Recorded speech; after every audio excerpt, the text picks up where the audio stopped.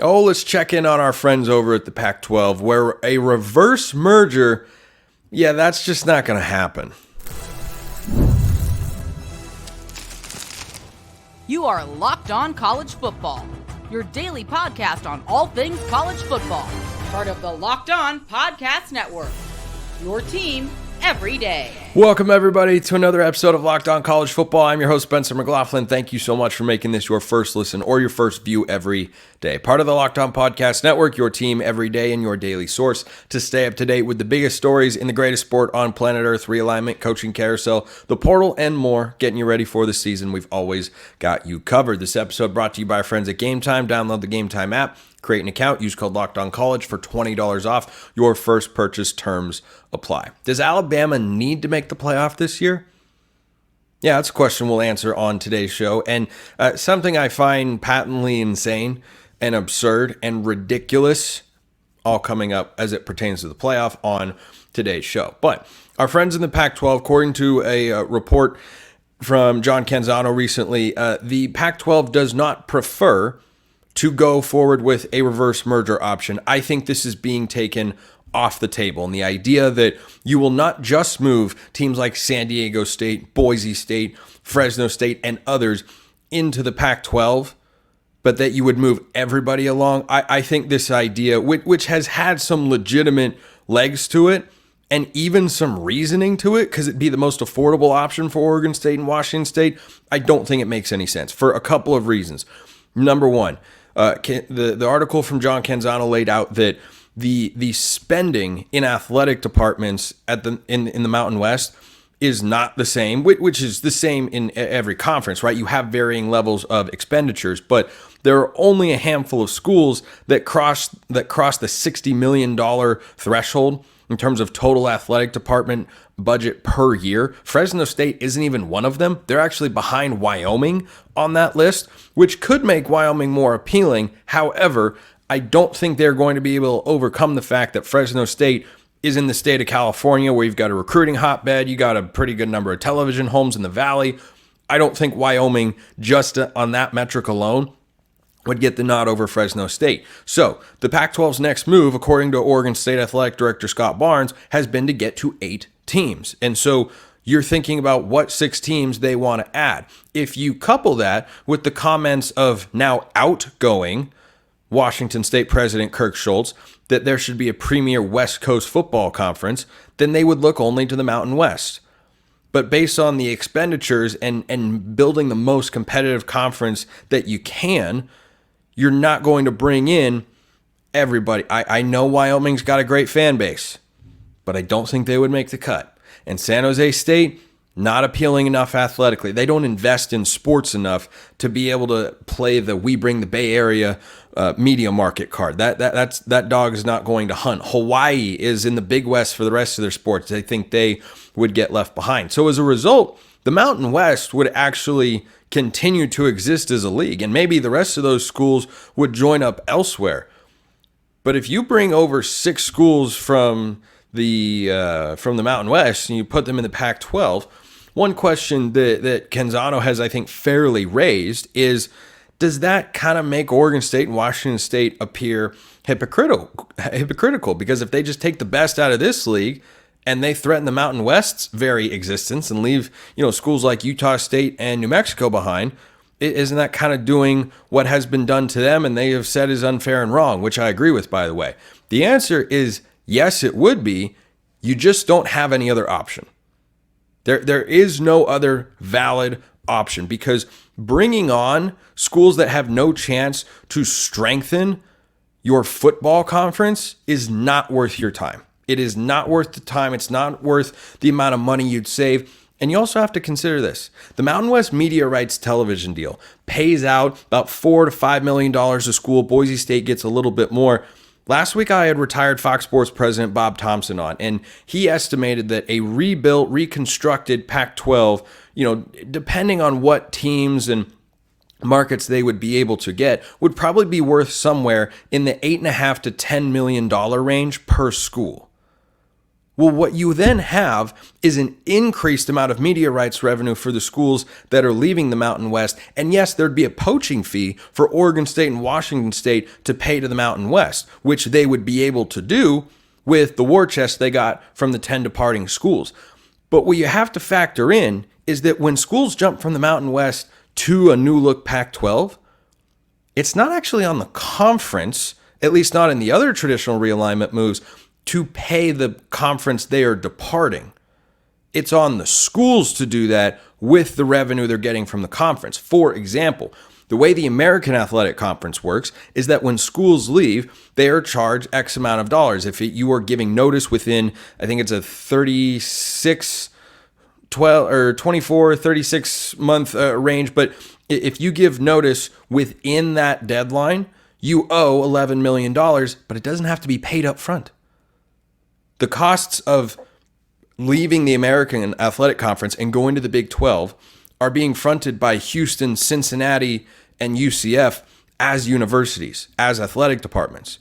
And because they are getting more media rights money from their new league, they are paying about $1 million a year for the next decade or so. And that's how the revenue stream works. And I see no reason, I am aware of no reason that cannot work for the Mountain West schools that would want to depart, leave the Mountain West behind, but leave it intact. They try to make a realignment move, or they try to join in forces with another league that's struggling with numbers. I don't know what their next step would be in that situation. The Commissioner, Gloria Nevarez, would certainly have a difficult proposition on her hands, but she might have a solid amount of revenue to at least keep the league afloat and keep the doors open and keep the lights on. So she have to find a television contract too, because certainly the Pac-12 would go for Fox and CBS, who currently have the Mountain West TV deal, which runs through the 2025 season, but stops before the 2026 season. And that's when the Pac-12 has to be rebuilt at that time. So that's why I look at what the Pac-12 has available to it, Oregon State and Washington State. The Big 12 ACC move, that's a long-term play. You have to find something in the interim. And yeah, you're waiting to see what happens with the ACC and whether Stanford and Cal become available. You'd certainly welcome them back. You know, you wouldn't take San Jose State just to get the Bay Area, but if Stanford and Cal are there, yeah, you would, of course, take them in a heartbeat if they'd be willing to join. But as I've talked about before, I don't think the ACC is going anywhere. And even if that's your long-term goal, if you're Oregon State, Washington State, is to build a West Coast pod with those schools and get into the ACC, that's a viable long-term plan. But you've got to have a conference. You've got to have a conference that can get you access to the playoff, that can get you conference championships, that keeps you in the college football discussion, that keeps you relevant, that keeps you in the front of people's minds, so that if the ACC does decide, hey, let's go build a West Coast 4-team pod and expand out here now that we've lost FSU and Clemson, and that was, however many X years ago we're talking about this conversation happening, then you go out and get Oregon State, Washington State. But you have to assume that offer isn't coming, and what's the best course of action? Build the best league you can. I think you should add some from the Mountain West, some from the American, get as many geographic locations and television markets as you can, and build the most valuable, strongest Group of 5 football conference that is possible. That's what I think their next move is. But the idea of a reverse merger, which has been tossed around, I think the dispersions being cast on it are very real, and I think they should be, because the more I look at it, I don't see how that plays into their strengths with what they do have. In the situation that they do have and what they can make of it, I don't see how that is a great benefit to them to take on, Utah State and New Mexico and Hawaii and San Jose State. I don't see, and Nevada, I don't think there is sufficient benefit there to outweigh the cost, especially when, if those schools are going to get more media rights revenue and can pay, at least in part, their own departure fees, then you still have more money left over in the war chest if you want to help out other schools from the American, for instance, come over and be a part of the new conference. That might be a difficult sell, but certainly not an impossible one. Let me know your thoughts in the YouTube comments, or hit me up on X, formerly known as Twitter, at @McLaughlinCFB. We're going to Alabama next. I mean, metaphorically, we're just talking about them on the show. I'm not going there, but Kalen DeBoer went down there. Does he have to make the playoff this year? We'll talk about that next. First, gotta let you know this episode is brought to you by Game Time. Game Time is an authorized ticket marketplace of Major League Baseball, which makes getting tickets faster and easier. Prices on the Game Time app actually go down the closer it gets to first pitch. They've got killer last-minute deals, all-in prices, views from your seat, and their lowest price guarantee. Game Time takes the guesswork out of buying Major League Baseball tickets. You can save up to 60% off buying last minute for sports, concerts, comedy, theater, whatever you're looking for. They've got all-in pricing. Toggling this feature shows the total up front with no surprise fees at checkout. It's great. Take the guesswork out of buying Major League Baseball tickets with Game Time. Download the Game Time app, create an account, use code LOCKEDONCollege for $20 off your first purchase.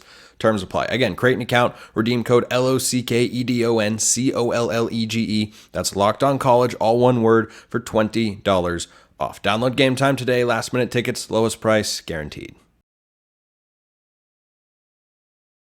Is there any pressure on Kalen DeBoer to make the playoff in his first year with Alabama? That is Luke Robinson of Locked On Crimson Tide joining me here on the show. Let's start right there, Luke. A win total of 9.5. A coach who has won quickly everywhere he has ever been in his career. Taken over for Nick Saban year one. Got a returning talented quarterback in Jalen Milroe. Does that line up for a playoff or bust season in the 12-team era?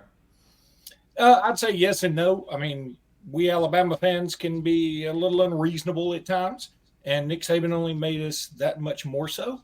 But there are a lot of returning pieces, and there's some incoming pieces that are very good. You know, Keon Sabb and Jerry Bernard and Ryan Williams. We got some dudes coming in, and Jalen Milroe is a really good quarterback. I think he solidified himself as the starter.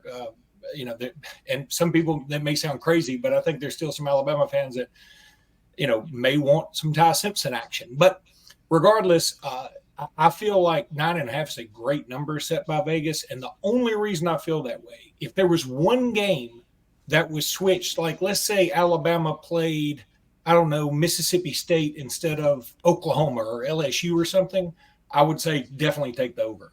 But when you have a schedule that features at Wisconsin, Georgia at home, at Tennessee, at LSU, at Oklahoma, I mean, those are 5 challenging games, not to even mention playing Missouri at home, who some people think will be top 10, if not top 5, playing Auburn at home. I know Alabama's done pretty well against Auburn at home, but it's the Iron Bowl. So, yeah, I think 9.5 is a good number.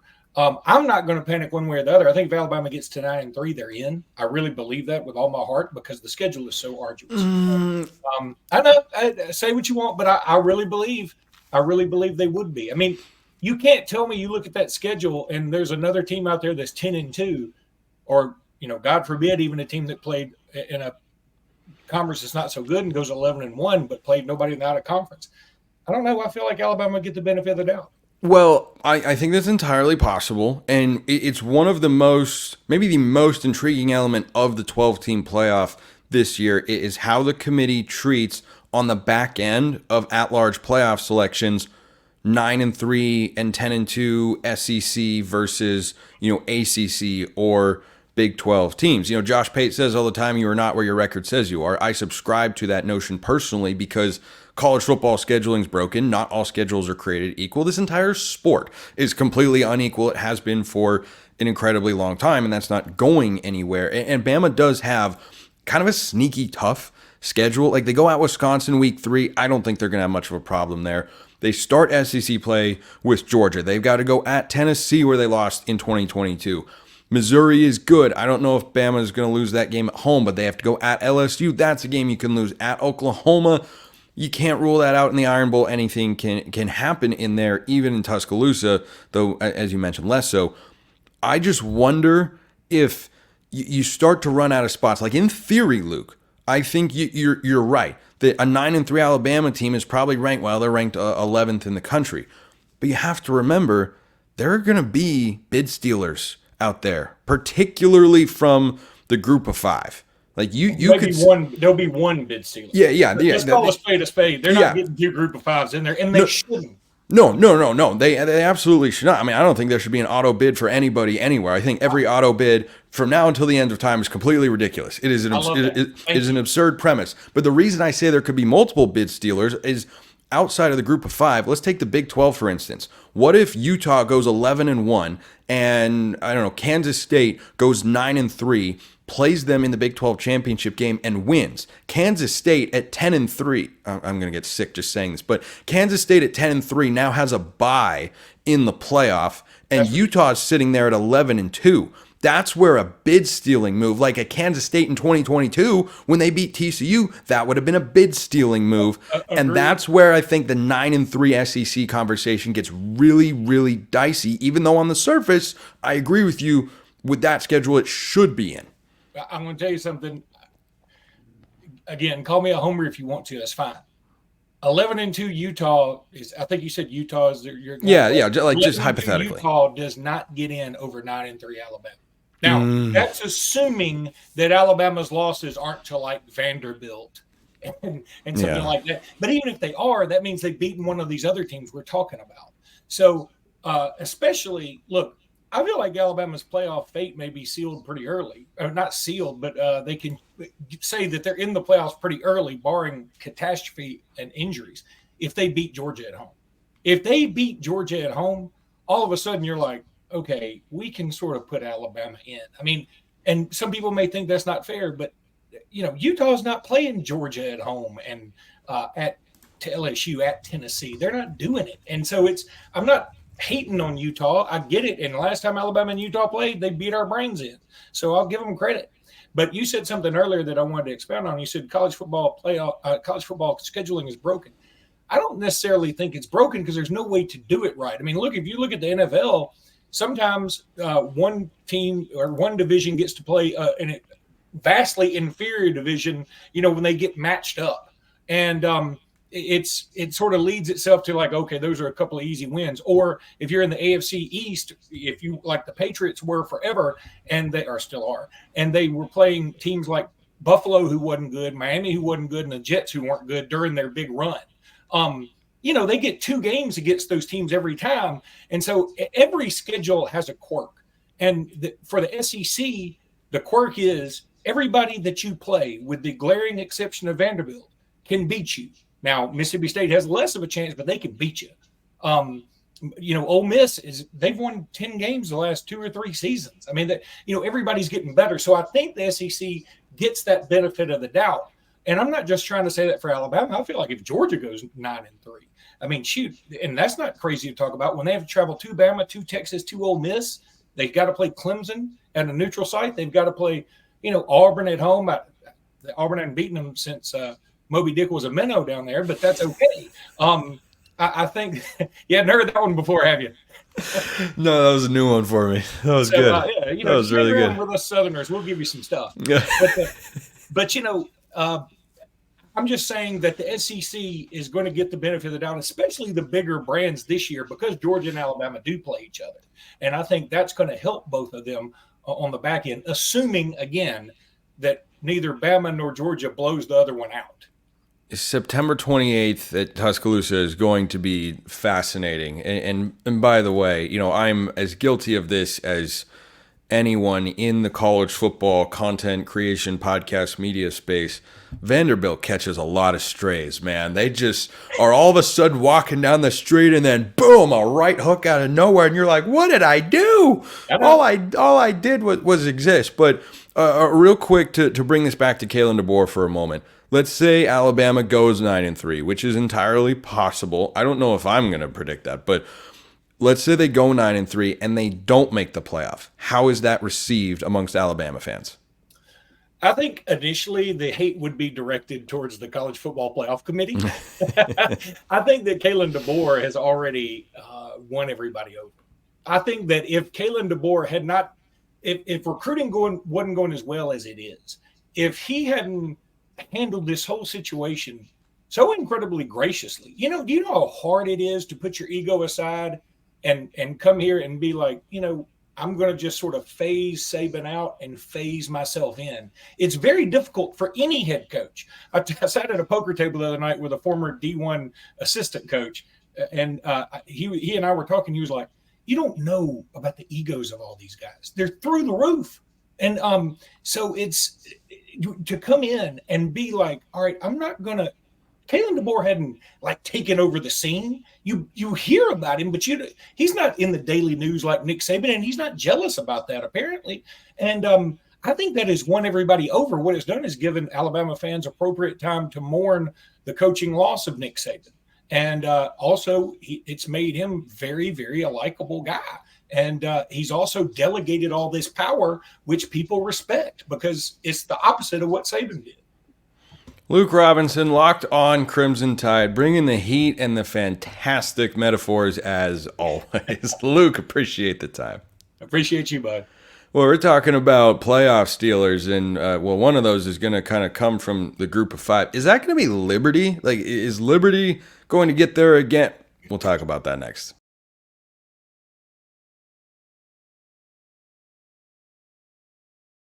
So here I was perusing FanDuel the other day, looking at odds to make the college football playoff. And what did I stumble across but Liberty being the G5 betting favorite to make the college football playoff? Oh dear. Oh dear. Are we doing this again? We apparently might very well be. So last year, Liberty goes a very impressive 13-0. They win Conference USA. They go to the Fiesta Bowl where Oregon trounces them in a game that Liberty actually led, scoring the first touchdown. They didn't score a single point after that once Oregon woke up and realized, yeah, we're not going to let any of this nonsense happen. And Bo Nix went out a winner in his college career with a dominant victory, and he got a curtain call in the whole 9 yards because the game wasn't even close. But Liberty is in there. And just as I was talking about earlier, this underscores the absurdity of auto bids for a playoff. I don't care what conference you are in. Not only do auto bids undermine losses in the regular season, it undermines other wins in the regular season. It undermines entire seasons because you are going to have a team go through their group of five schedule and put up a record. They're going to win their conference championship, and they're going to be the highest ranked group of five conference champion. And then they're going to get an auto bid into the playoff over a team in which they are vastly inferior. Let's just take the example we were talking about earlier on this show. Let's say Alabama goes 9-3. Let's say they lose to Georgia, they stumble against Missouri, and they lose to Ole Miss, just as a hypothetical. If they drop those games, or Oklahoma, whoever it wants to be, if they lose those games and they win every other game on their schedule, which would include a win at Wisconsin and against Auburn and a variety of other SEC opponents, is there a team in Conference USA that could go toe-to-toe with 9-3 Alabama? Kalen DeBoer and Jalen Milroe are over here, and anybody else from Conference USA is on the sideline over there. Is that a competitive game? I have news for you. It is not. I can do the transitive property from a year ago if you would like. Liberty got blasted by Oregon, who couldn't get by Washington, who beat Texas, but lost by 21 points to Michigan, who beat Alabama in a close game. So there's your transitive property of no, that team wasn't even close to actually being a contender for a national championship or capable of winning a playoff game against a respectable opponent. So this notion that they're the betting favorite, I understand why. I am highlighting it here to point out the absurdity of this entire notion of auto bids in the expanded playoff. Allow me to read to you, and Liberty may very well have the team. They certainly have the coach and quarterback, which is one of my favorite combinations to return in college football. They may very well have the team to put up an impressive record again this year. But need I remind you, they did not lose a single solitary game until they played their first Power 5 opponent. And they don't have a Power 4 opponent on the schedule this year. That's not great. That's not great. Tell me, would you do you believe that a 9-3 Alabama team could go 13-0 against this schedule? I think they could. Campbell, I think their mascot is a camel. New Mexico State on the road, that's their toughest game. I'm not exaggerating. Maybe their second toughest game. They play UTEP, who have a first-year head coach. Shout out Scotty Waldron. Guy could be a really, really good coach there for the Miners. East Carolina, those games are at home. At Appalachian State, that could be their toughest game. App State or at New Mexico State. Those are the hardest games on Liberty's schedule this year. And yet I am to believe that they should have better playoff odds than insert Power 4 team that could go 8-4 and miss the playoff, despite the fact that if they had this schedule, they'd go 13-0. At Kennesaw State, Jacksonville State. Rich Rodriguez is the head coach there. That's in Alabama, not Florida, by the way. At Middle Tennessee, at UMass. Poor UMass. They caught a body on Twitter the other day in the worst way possible. Western Kentucky, at Sam Houston, and then the Conference USA Football Championship. When you hear people argue against the Group of 5 playoff, ask yourself how a team playing this schedule should be treated the same as what Alabama and Georgia and Florida have on their schedules this year. How are those teams? I'm not saying they can't play each other. We play FCS schools as college football teams every single year. I'm okay with that. It's a transfer of money. It's a win. I'm good. It's exciting. Every now and then an upset gets pulled. No arguments. The FCS play for their own championship. So too should the Group of 5. Now, when you look at the caliber of a schedule in the American Athletic Conference or in the Mountain West or in the Sun Belt, yeah, it is certainly a lot closer. It's still not even close to the same. What would Florida's win total be? Think about this. Florida's win total in the SEC, with the hardest schedule in all of college football, is 4.5. What would their win total be if they had this schedule for Liberty? What would it be?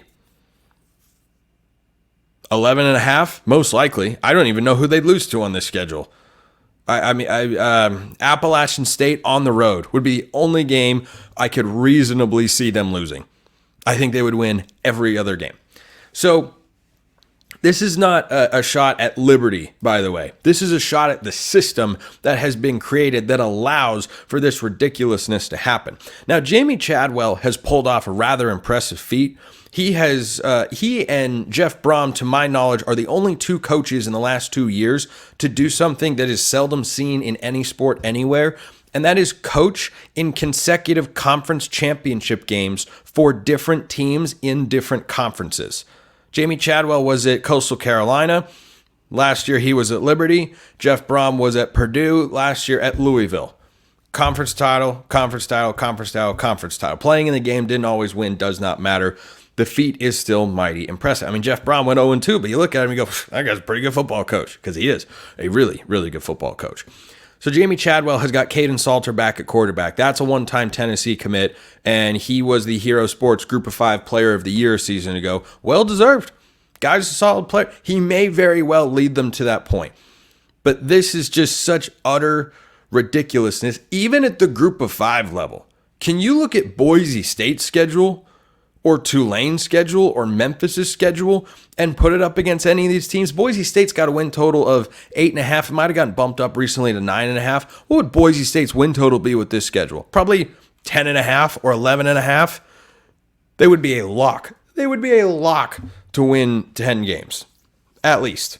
I mean, at the very least, they'd probably win 11 or 12. So I find this premise to be ridiculous, that auto bids exist, that we allow them to exist. I think the people that run college football are deranged, but I understand the motivations and how we got to this point. I just don't like the end result, because I find it to be patently absurd that you can have a schedule that gives you the best odds of any Group of 5 team. Let's take out the FBS component. As I was saying, it's disrespectful to the rest of the Group of 5 to say that that team, just because they don't lose any of those games, could get into the playoff. If we'd had the 12-team playoff a year ago, Liberty would have been in. Liberty. I mean, just again, I don't have, this is not a personal beef with Liberty. If you want to be considered a Group of 5 playoff contender, in my view, you need to have, at the very least, have Power 4 teams on your schedule so we can have an understanding of what kind of performance you can put forward. Oregon wasn't good enough to make the playoff last year and blasted Liberty into oblivion. I want to avoid that, because if we're going to have all these playoff games, I want them to be fun and competitive and relevant, not absolute trouncing of rosters that have no business being on the same field or pretending to be in the same class as teams with which they do not belong. All fired up about that. But that's college football nowadays. Appreciate everyone listening. I'll see you next time. And until then, hope you have a wonderful rest of your day.